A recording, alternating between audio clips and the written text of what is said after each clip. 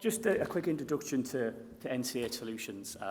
We are the subsidiary of North Tees and Hartlepool, NHS Foundation Trust, which makes us obviously an NHS-owned company, and what the benefit of that is profits that we generate as a subsidiary company, and then put back into the NHS as well, which is a great story for us as an organisation.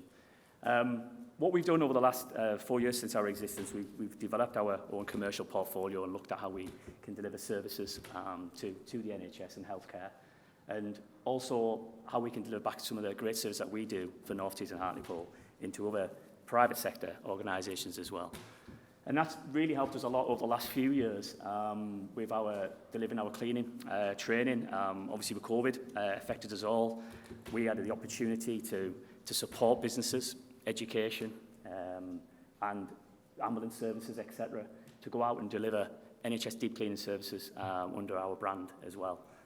And we did that established that in 2020, so we've been doing that for over 2 years, and we continue to do that. And we've delivered over 50 clients, as I said, from COVID. We had a good relationship with North East Ambulance Service, NEAS, as well as many, many schools within the North East region as well, and wider. And recently we also, people who may have seen the Commonwealth Games, we also supported the Commonwealth Games, helping them, supporting their auditing and cleaning as well at the Games event here in Birmingham. So we've grown a great established portfolio and support now for the NHS and wider. What I'm here to talk about today is a journey we've been on, best part nearly 3 years now, with looking at our cleaning standards as a hospital. We deliver facilities management to North Tees and Hartlepool based on cleaning standards, delivering the best cleaning standards we can, always looking at innovation, looking at new introduction of services, how we can do it better and more improved. And it came across a system we call the Pathisol hospital system now. And first came to us about 2019 by a US company who wanted to bring this solution over HOCL. And they said this is the best thing for cleaning, used across agriculture, used in in food preparation, various different industries, but really they want to crack the NHS. How can we get into healthcare? So being the company we are, we said, yep, we're looking to support this, but being an NHS affiliated organisation as well, we have to do it right and we have to do it proper, and we need to see if this is really what you're saying does in the US, it works in the UK. So the system itself, it's an on-site generator system, which is, for people who know HOCL, and it's nice to see a lot of HOCL people here today, and I've been around the stand and seen the different providers. HOCL is electrolyzed salt and water, and the system itself that we have, the Pathisol system, it's an on-site generator producing two products, the HOCL, disinfectant, and a sodium hydroxide byproduct, a degreaser we call it. And we use that and apply it for cleaning using an electrostatic system, sprays, backpacks, and that's how we best apply it. As I said, it's a US system using electrodes with patented technology, and we produce our HOCL at 600 parts per million, and it's decanted at a pH 7 grade as well, so pH neutral. With that being a pH grade, there's no COSH requirements as well for the solution that we produce. With our great system that we deliver in the auditing and delivery of the cleaning services and training, it's now accredited with the whole product, how to use it. It's now accredited to the Royal Society of Public Health. So we now provide training on using the product and using the best ways of cleaning as well. To apply the system, the two, it's a daily system that we're introducing, and it's a two-part process. We use it daily. You use the degreaser first of all, and then apply the electrostatic hypochlorous acid over the top. So we don't get away from cleaning. People sometimes think using HOCL we don't need to clean anymore. We do need to clean, and we clean thoroughly with, like I said, a degreaser, and then we use the electrostatic misting. It is being obviously widely seen now as an alternative to HPV and UV cleaning methods. Our application using it daily, we believe we can prevent less HPV outbreaks by having a terminal clean near enough every day by using this system. And as I mentioned, we are NTH Solutions of an agreement to be the distributor of this system in the UK based on an effective trial site at North Tees. So what sets HOCL apart? I know I'm probably preaching to a lot of people who are already big advocates of HOCL, but we know HOCL with previous studies that it is as effective as any hypochlorites such as bleach that are out there. As I mentioned, minimal COSH requirements, harmless to contact with skin, much lower contact time when applied, up to 2 minutes, and ultimately can be sustainably produced on site as well from this system. And what sets Pathisol apart from other HOCLs that we saw on the market that started to come in is, as I said, we produce ours at 600 parts per million. Now we know certain pathogens such as C. diff, to kill C. diff, using HOCL has to be at 450 parts per million. So we know by producing at 600, we've got that application to do that. We have the on-site generation, which we don't rely on buying the solution in bottles and deliver to the back door. This is on-site. We can produce vast volumes every day and as much as we need for our requirements. Obviously, with that, there's no supply chain issues. So being on-site generated, we don't have to worry about supplies coming in, bottles and bottles of solution coming in. We can do it ourselves, and the only thing is obviously to maintain the generator at regular intervals. As I've said, it's daily usage. By using both of the products, the degreaser and the hypochlorous acid, effectively, as I've mentioned, we are doing a terminal clean every day on the wards.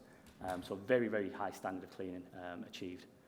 And then what also we've done with Pathisol is it has been tested in trial at North Tees Hospital over a 2-year period and being used by our NHS Deep Clean Advisory team as well. So it's one of the products that we know. I know many HOCL products are desperate to get into hospitals and desperate to trial it and carry a study. We've actually done that now over a 2-year period, and I'm going to talk about that, some of the results that we got back from the trial.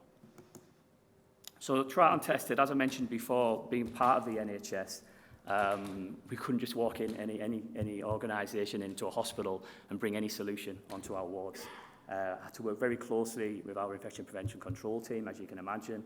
And I remember the first meeting I went and presented, we've got this solution which is salt and water, and we're going to clean on the wards. We literally laughed out of the room to say, come back and when you're talking seriously. But we've had that journey now since say 2019 to the first meeting, 2020, where we decided to go ahead and progress with this, and it started with getting the solution tested first of all.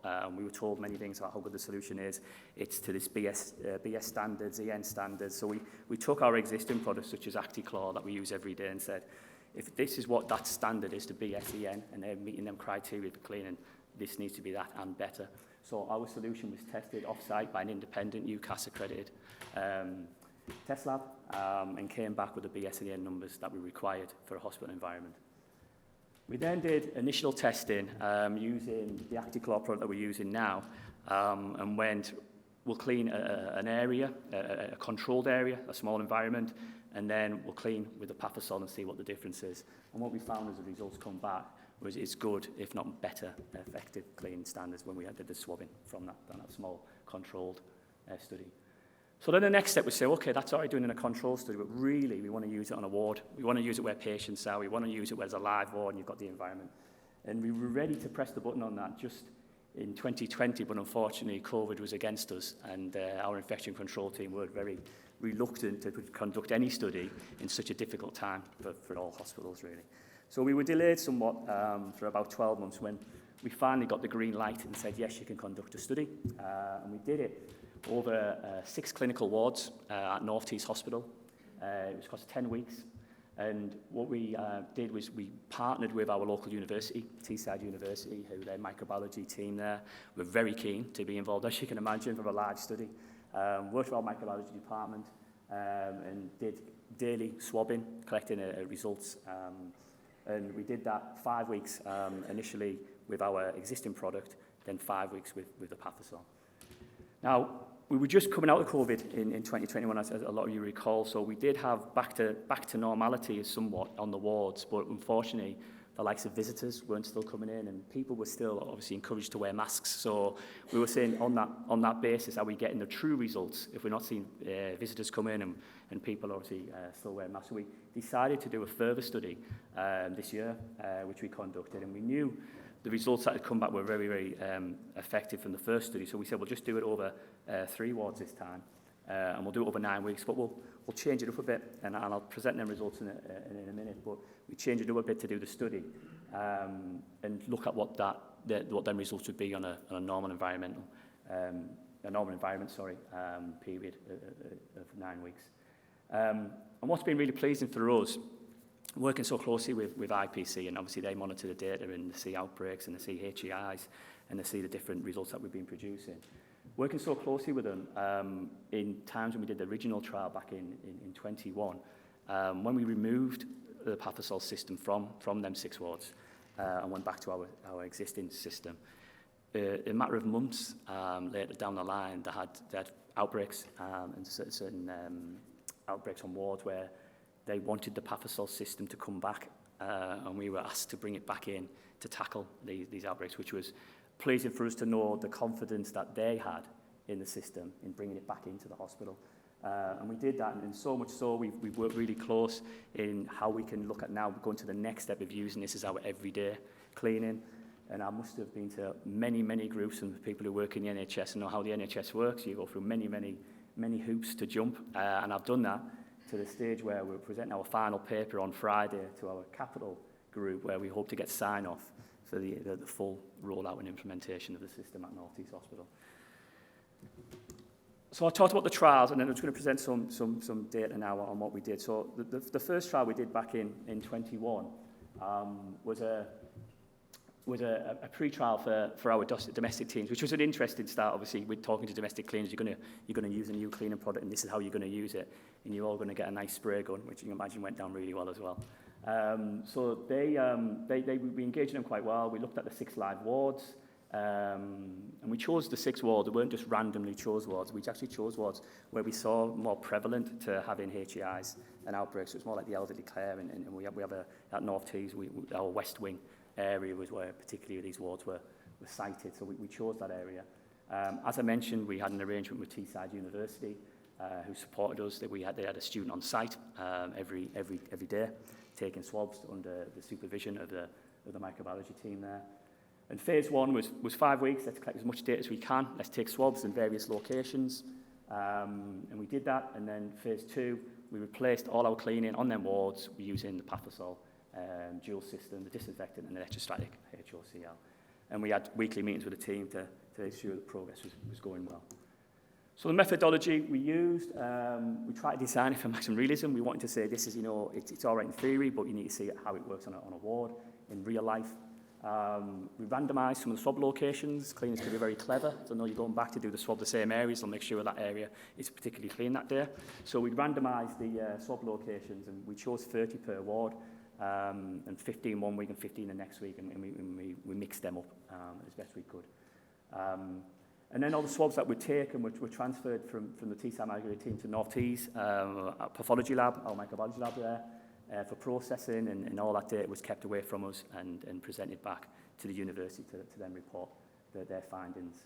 And obviously we looked at the sustained engagement between the hospital-based domestic teams, keeping them engaged, keeping them on board.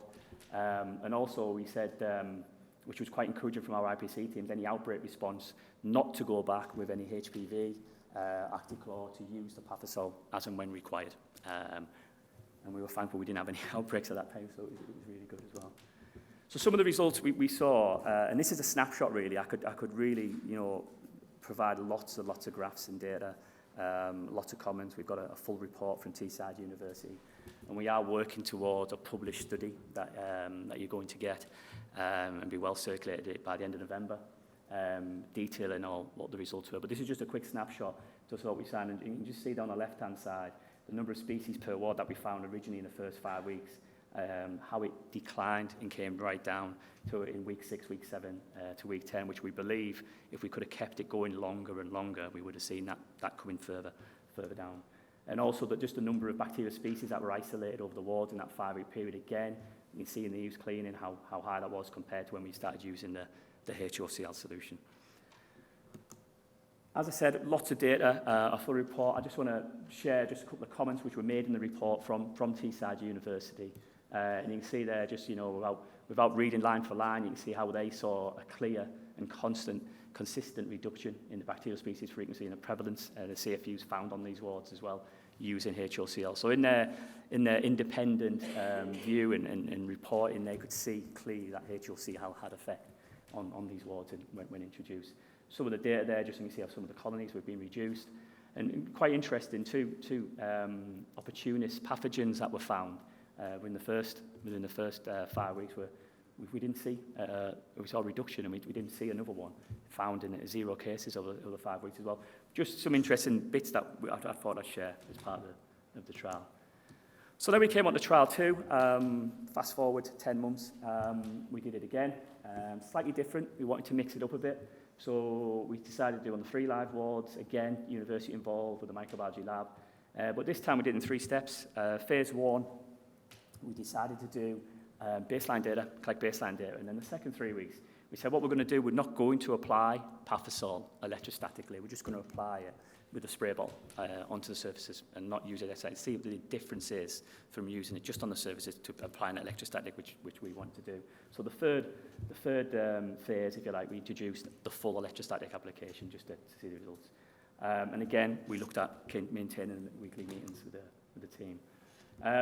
Again, methodology, trying to keep it realistic, not trying to change too much on the wards as there were.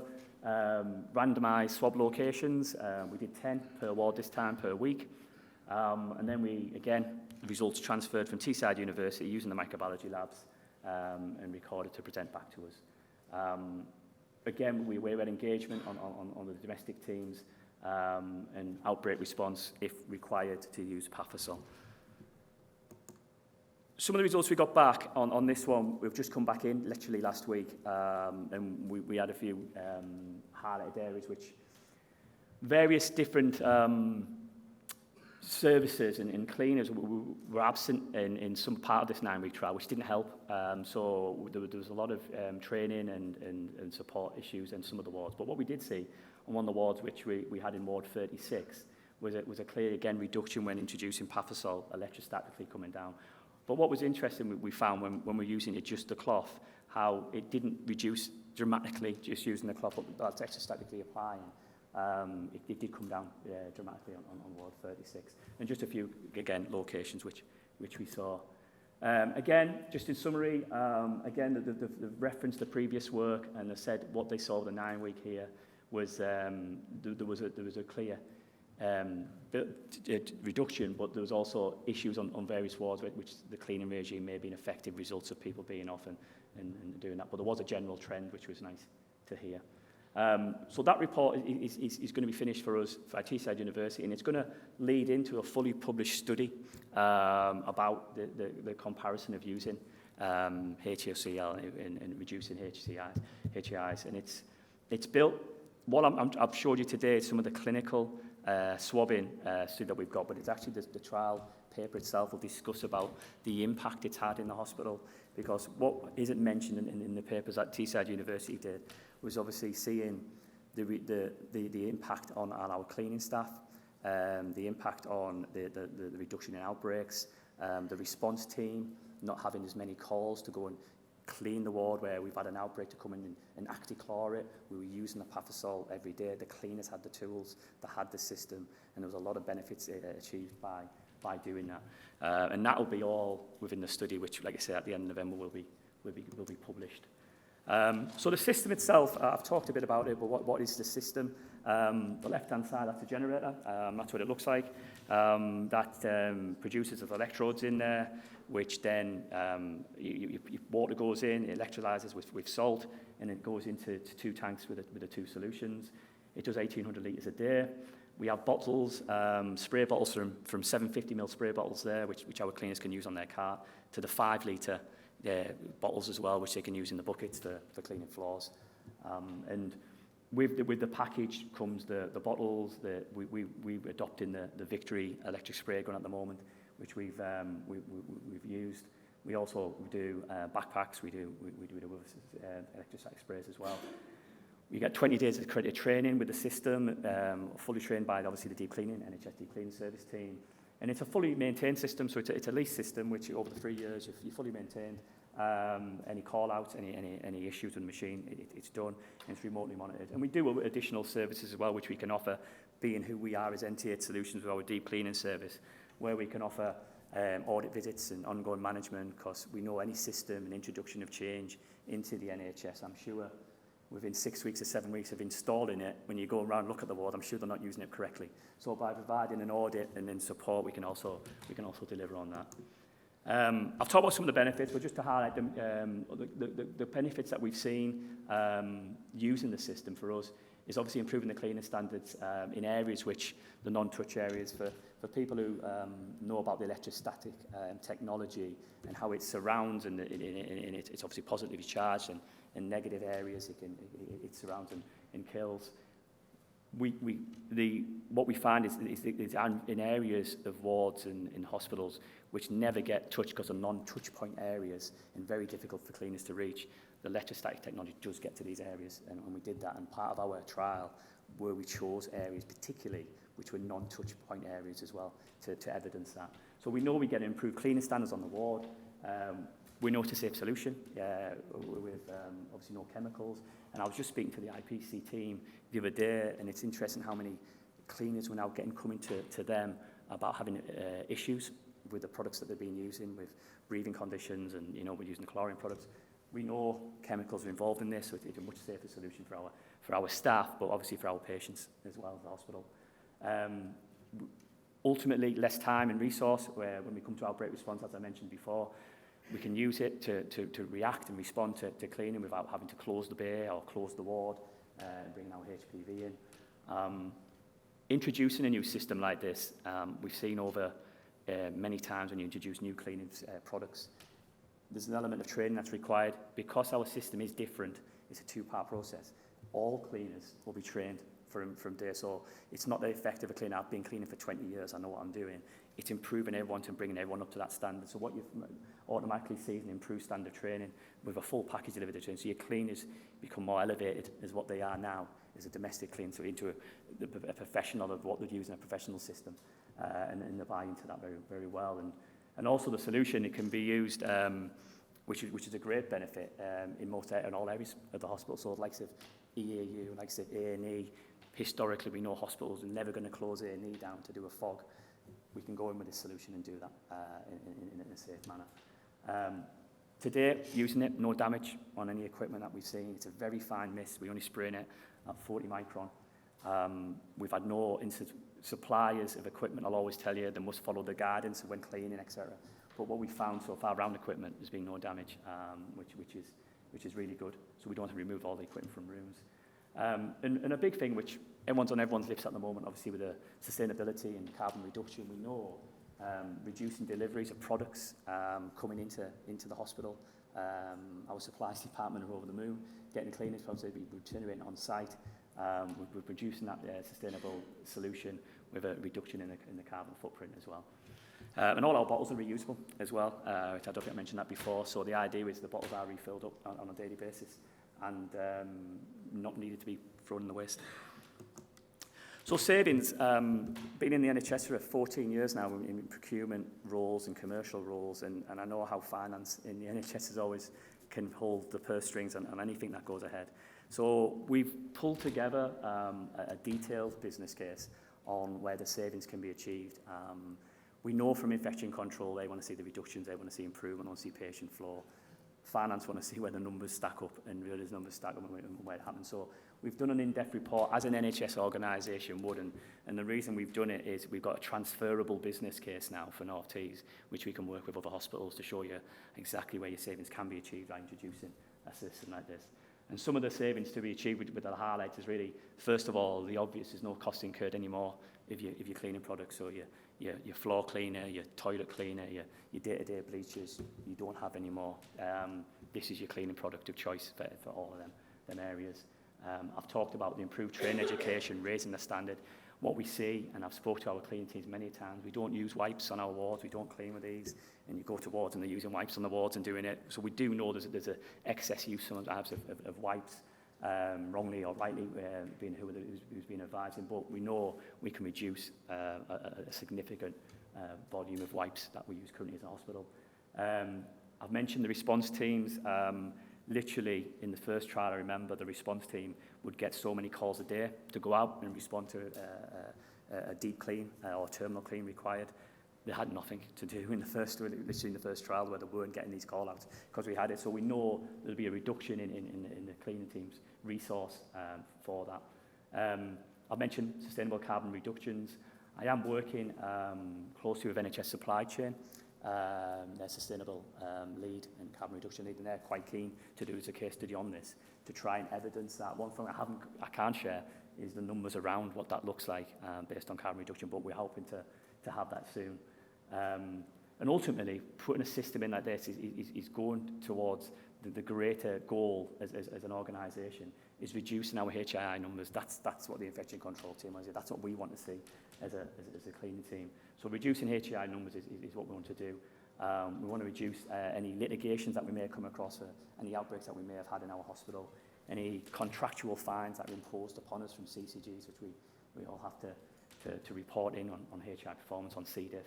And there's other savings which we believe can be achieved. And speaking to the guys from the US, and they've seen it, they've rolled it out for many years now. And there's reductions what they've seen in things like sickness absence, cleaning, making your environment and your ward much cleaner. It doesn't just help the patients, but the staff working there, from ward staff, from nursing staff. The sickness reduced dramatically. The environment was cleaner, less sickness bugs, and it can be proportioned to using HAOCL every day. Possibly using a clean environment, can we look at that, how we do? So we won't know that numbers and looking at how that can really affect us until a good 12-month to 24-month rollout, and we'll be monitoring these sickness absences as well as the hospital. And ultimately, and I'd love to put a price on it, but improved bed turnaround times. And flat saying, I've been a manager on call in the hospital for many years, and getting that extra bed when you've got winter pressures and you're trying to get a bed from somewhere and just get it available, by having that turnaround quicker, putting a cost on that and a value on it would be fantastic. But we know, and the staff look at it and say, if you can do that to us, it's worth than anything. It's worth paying the money, because we know that's going to give the value back to us on that. So that's some of the savings which will be shown. Being ahead of the game, and this is my procurement background and commercial background, we've managed to get ourselves on 2 frameworks. So any procurement colleagues in the room, I'll be happy to know that we are actually on 2 national frameworks. We're on the NHS supply chain framework under decontamination products, and we're also on the commercial procurement services framework, Council of Chester, for decontamination solutions. So we're on there. So any hospital wishing to move on this, looking at how we can introduce it, we're on the framework to speed up the whole procurement route and tendering.